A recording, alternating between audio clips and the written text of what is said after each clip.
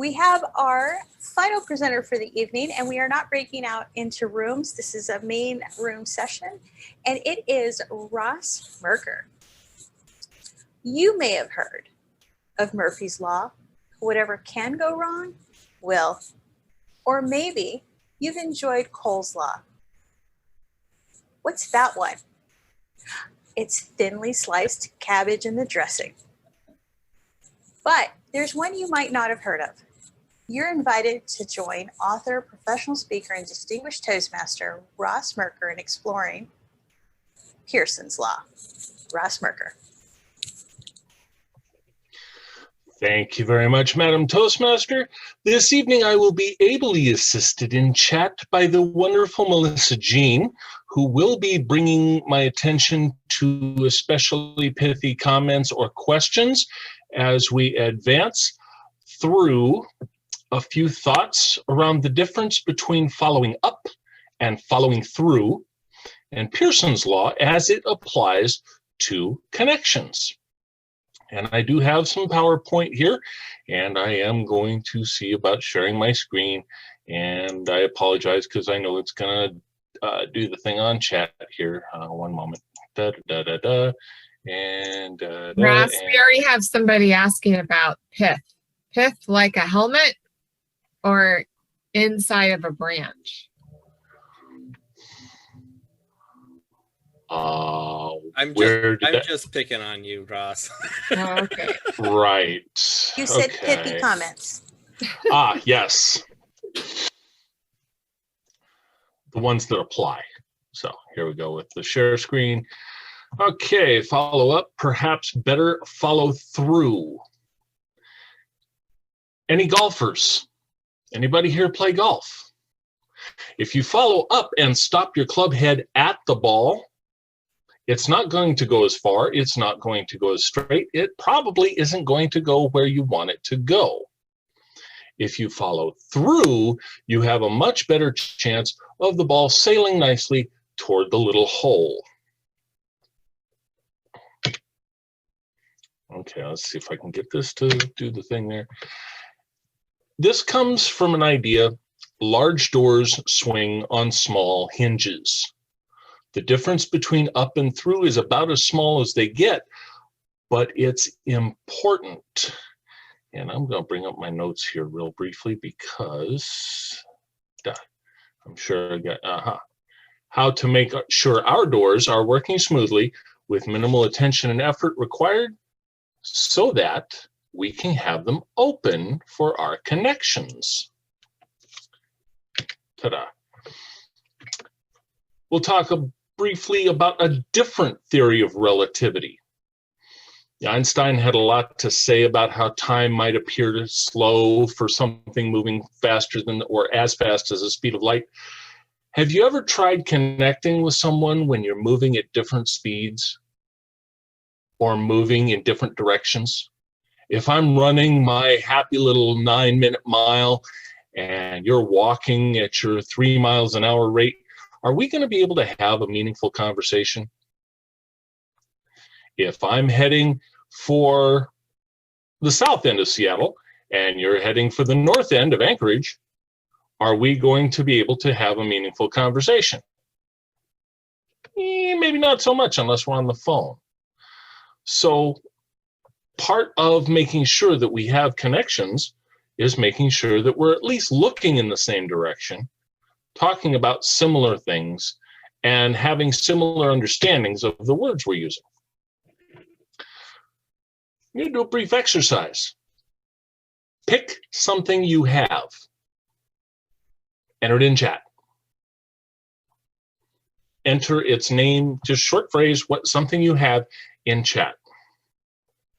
I've got a little suggestion, something that you know is true, but might have put out of your mind. Everything we have, we got from someone else.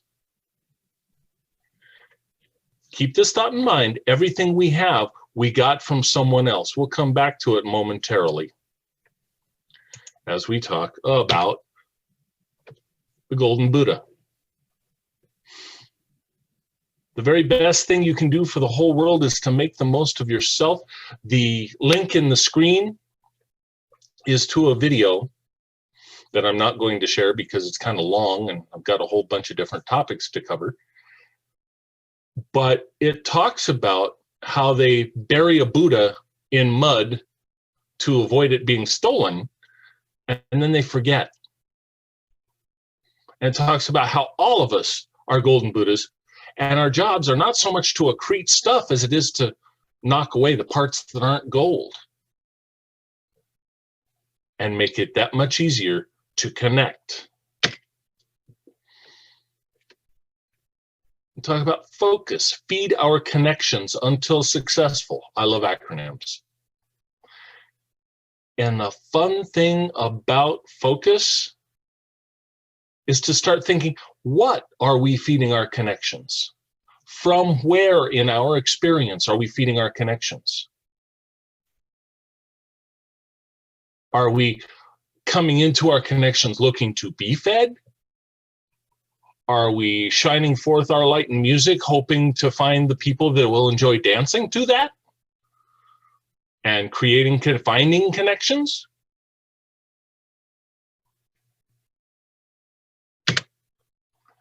Now we get to the good stuff. Now we get to the deep part. Pearson's law. That which is measured or observed increases or improves. That which is measured, recorded, reported, and rewarded increases or improves drastically.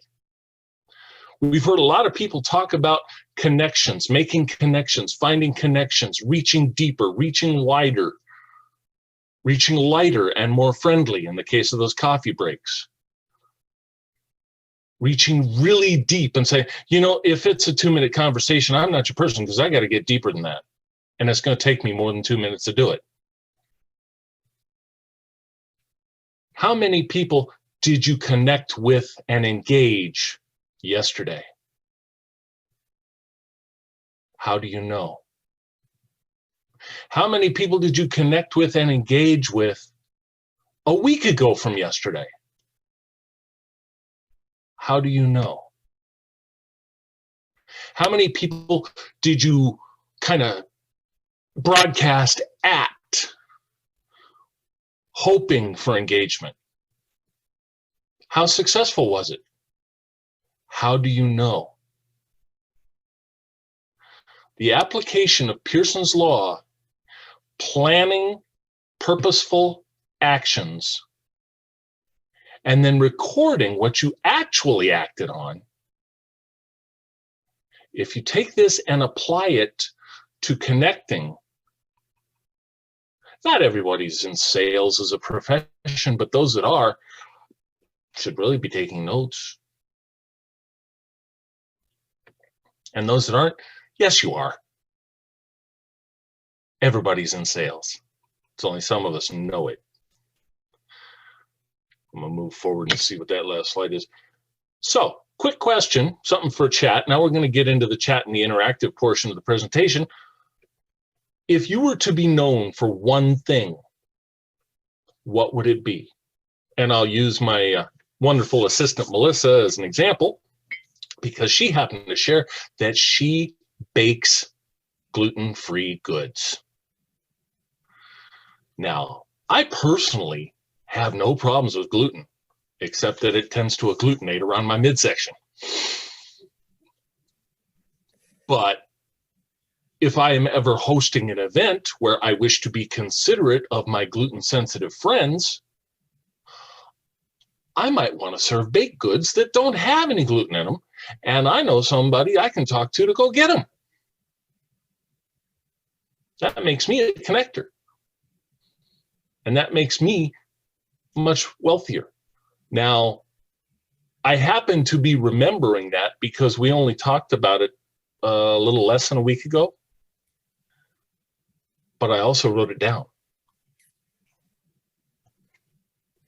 I'm going to stop my screen share so we can see each other's lovely faces.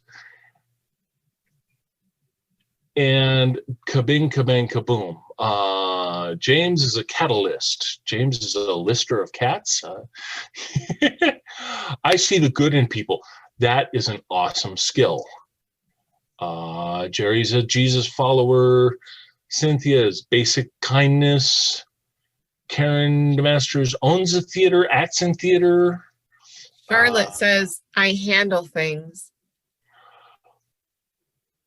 You know, I'm sure that's illegal in at least 3 states.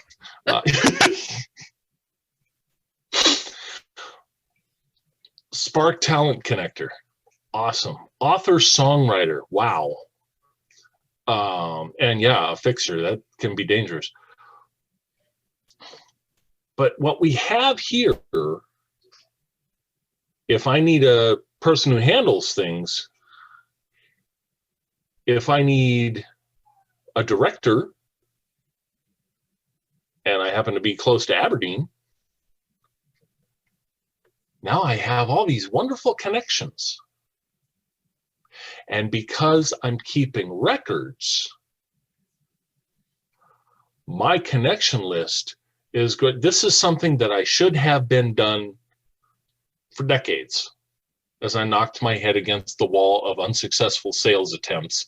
Hey, buy my stuff, it's really great. Which is noise, really.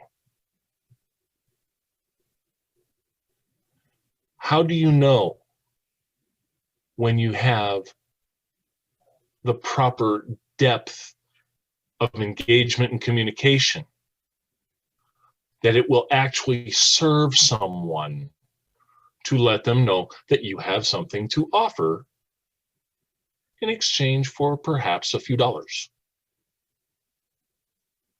How do you know when that transaction is going to serve them at least as well as it serves you, if not more so?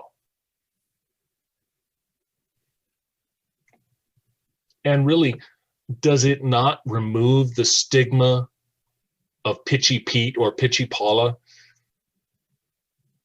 if that's the place you're coming from to feed that connection?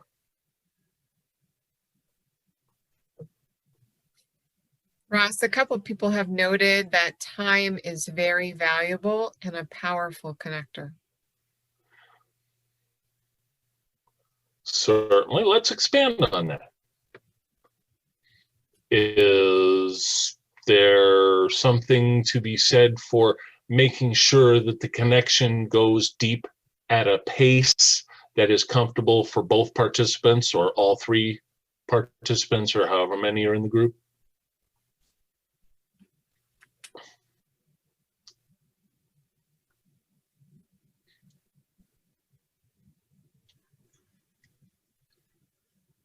And which, to go back to that Wallace Wattles quote, how many of us have made the connection with our own values before we try to reach out from that and connect with somebody else? I'd say most of us, given that we're here. But how many times have we seen someone? Exactly. We have to know where we are if we're going to find any hope of common ground with someone else. Wrap it back up to that golden Buddha about getting that concrete out of the way.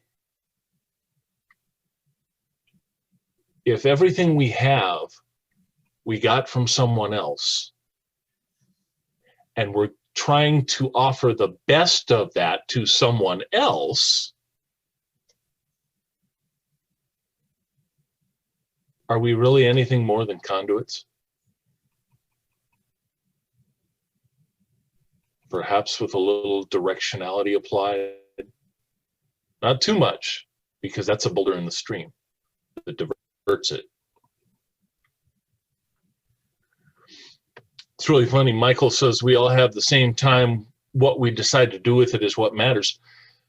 It's funny to hear people talk about time management, because we don't manage time. You can't put it in a box, put it on a shelf, and dig it out later when you need that spare hour to clean the bedroom or whatever. What we manage is our choices. What we manage is whether we're on purpose and laser focused, or whether we're just scattering seeds to the wind and hoping some of them stick somewhere that we can find later, we hope.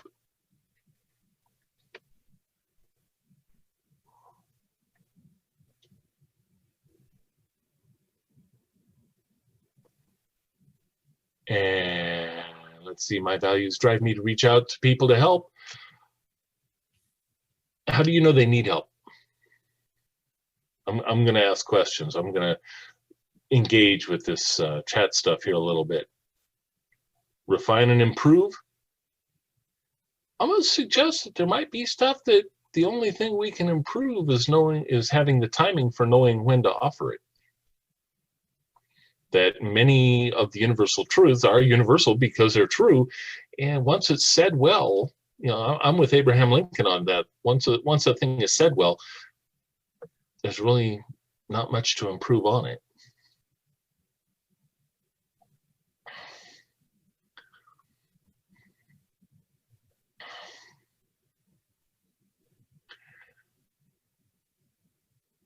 You have time to do everything you want to do. Priorities and values. That's a whole nother hour at least. My thought for this, my takeaway for this, and I'm hoping that you'll apply it because we're talking about connections and deepening them even though we're online, is to figure yourself a way of journaling or recording that will work for you when it comes to the people you talk with, the subjects you talk about, the depth of the conversation. Ask Bob how he was. He said fine. Here's one for you. Here's an exercise. We have a couple minutes. I'm going to come around the screen and I'm going to ask everyone the same question by name. Enter your response in the chat. Nobody's allowed to copy any response that's been given prior. Aretha, how are you? Ross, Aretha's Larry, getting ready to. how are you? Dawn, how are you? Linda, how are you? Mr. Estes with the rocket. I loved those when I was a kid. I still do. How are you? Joyce, how are you? You notice I'm saving you for last, James? Manny, how are you? Nan, how are you? Vicky, how are you? I've got a fairly decent sample going here, and I'm hoping that people are being stretched a little bit beyond the fine, okay, not bad.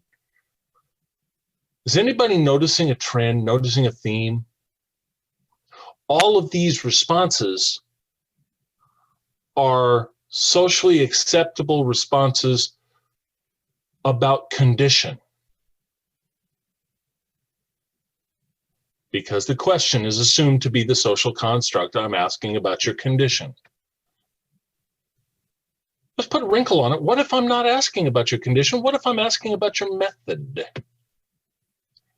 What if I want to know what informed your condition? How you got to be fine? How you got to be beyond happy?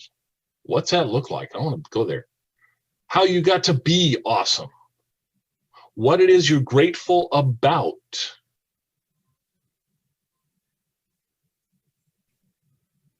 Put that wrinkle on that question a few times.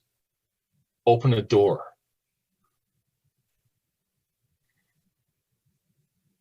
How are you? Method informs condition. Condition affects method. If we're not at our best, then we're not doing our best. Or are we? Can we? Can we feel what we're feeling and do what we're doing with an amount of skill anyway, in spite of or outside of feelings that might be less than. When we can get to that, we can get out of our own way and get into our connections.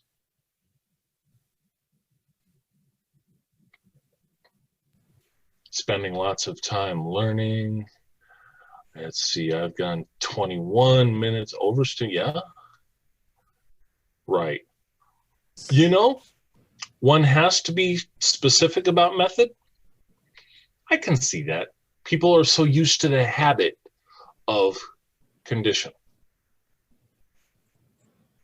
People are used to tossing off the socially acceptable, courteous reply, whether it's true or not. There was a radio personality who, when he was asked how he was, would reply with a question, "Do you care?"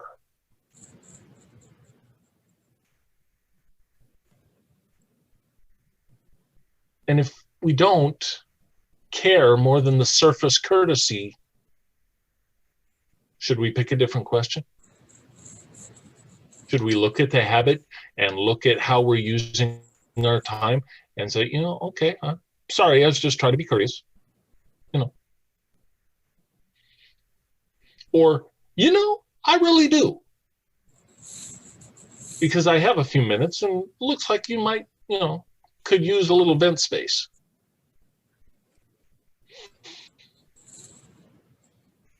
Especially on Wednesdays, because Taco Tuesdays, vent space. Yeah.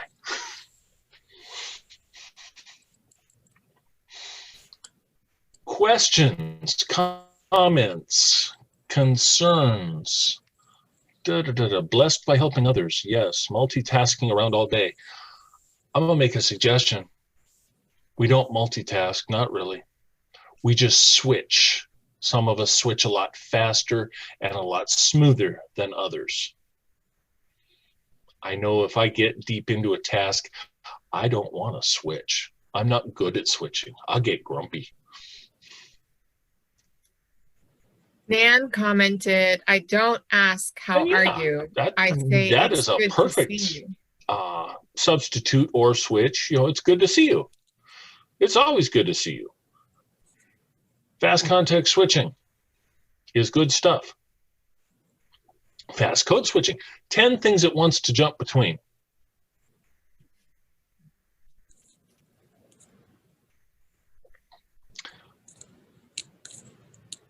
I don't know about you, but I can't juggle 10 things. I can only barely juggle 3 things, and that was only because it was an exercise to gain some hand-eye coordination. Multi-tabs open in the browsers, more RAM on the computer to have more programs running simultaneously. The meme, the little comic picture that you might see on Facebook that says, my brain is like a Firefox browser with 37 tabs open. I don't know which one's playing the bad music.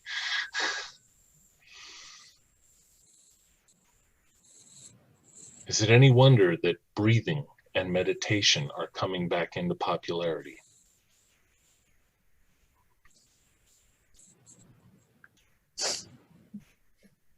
Before we can connect with anybody else, we really probably should make sure we're connected with ourselves, with our own ground, with our own roots, with our own centers, with our own values,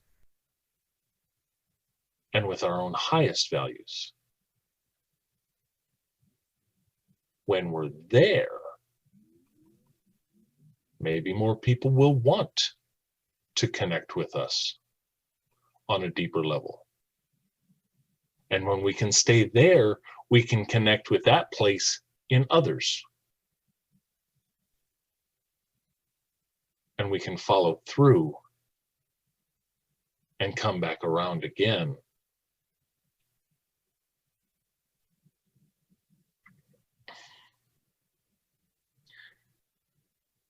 And I'm going to open this last 5 minutes up for questions.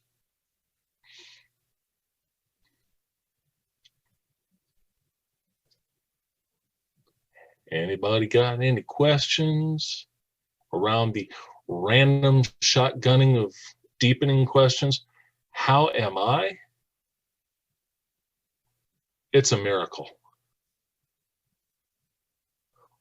But I'm more on purpose every day.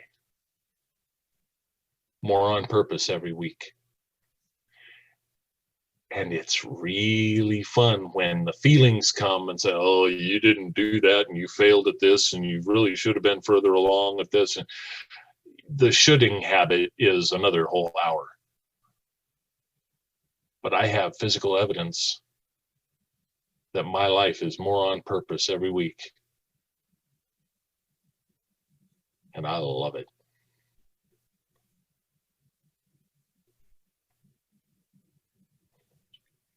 Less round and round on the inside.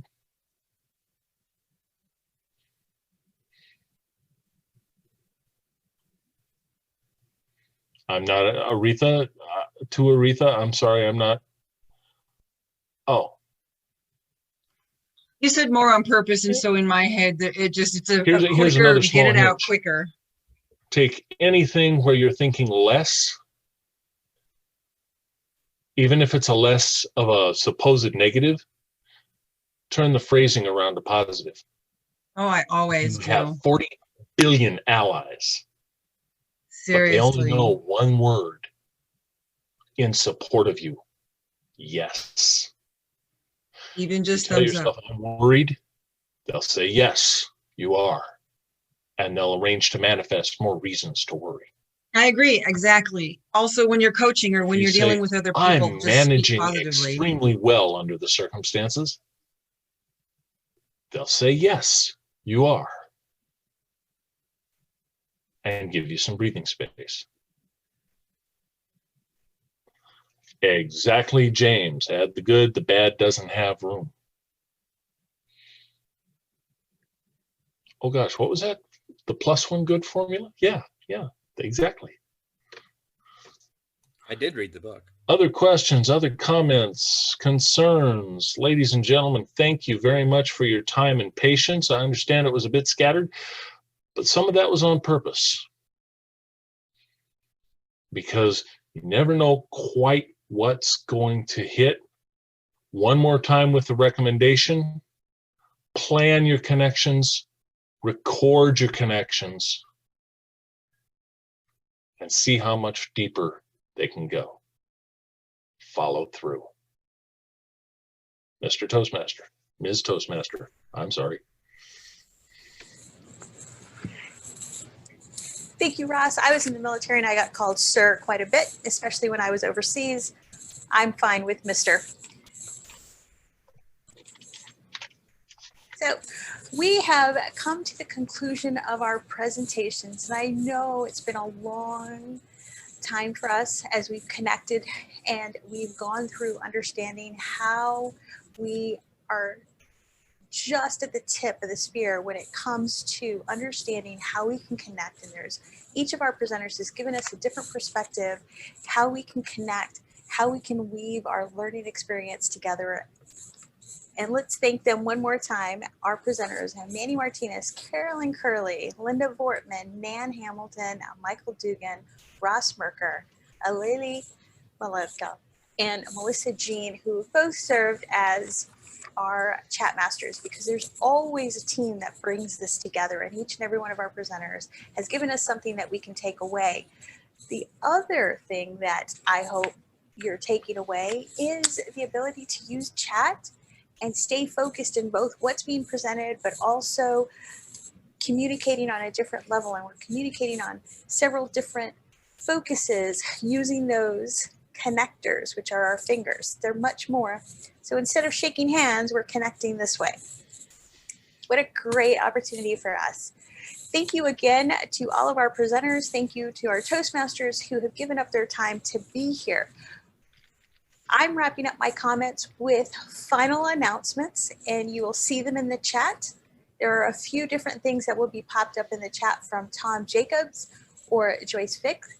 And the first officer training is happening November the 15th at 6:30 p.m. Also, the next membership development day is the Beyond Toastmasters, which happens on the 7th of December, starting at 7 p.m. And our additional officer trainings are on this December the 15th, or 19th, excuse me, December 19th at 10:30 a.m. and the 23rd of January at 10:30 a.m. Those will be in your chat. I always enjoy an opportunity to get together and learn something from other people, and also to reinforce what I know, bolster my opportunities to share with other people. And that's what I've taken away this evening. Thank you to all of our presenters.